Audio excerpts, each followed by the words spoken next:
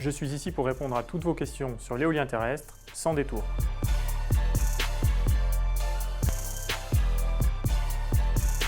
L'éolien terrestre en France aujourd'hui, c'est une filière mature, une filière qui se déploie vite. On est à peu près à 17 gigawatts installés en juin 2020 et les objectifs sont de doubler cette quantité d'ici 2028.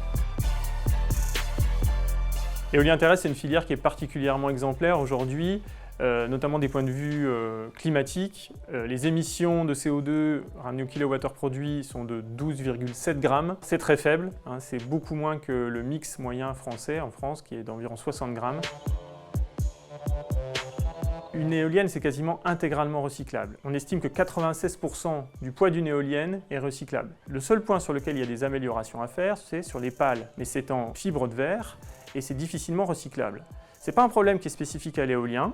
Les coques de bateaux sont majoritairement en fibre de verre et se posent les mêmes problèmes. C'est un problème qui est devant nous. Il y a très peu d'éoliennes en fin de vie en France aujourd'hui. Et concernant le béton, qui constitue la fondation de l'éolienne, depuis juin 2020, les développeurs ont l'obligation de démanteler intégralement la dalle de béton lors de la fin de vie de l'éolienne.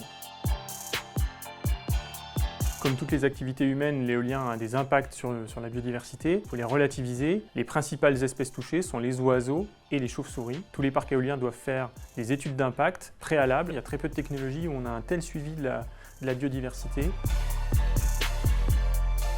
ERC, ça veut dire éviter, réduire, compenser. C'est la séquence qui est imposée dans les études d'impact. En premier lieu, on évite les impacts. Donc on essaye d'installer les parcs éoliens loin des zones sensibles.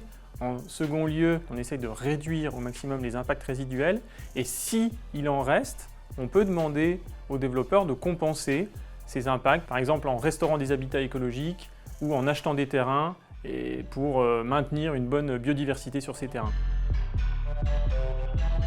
Il y a une concertation difficile sur les projets d'éolien en France, c'est vrai, mais en même temps, ce n'est pas représentatif de l'avis des Français sur la technologie. 92% sont favorables aux énergies renouvelables et que quand on pose la question à des riverains des parcs éoliens, finalement, ils ont une meilleure opinion des éoliennes que les habitants qui habitent loin de ces éoliennes.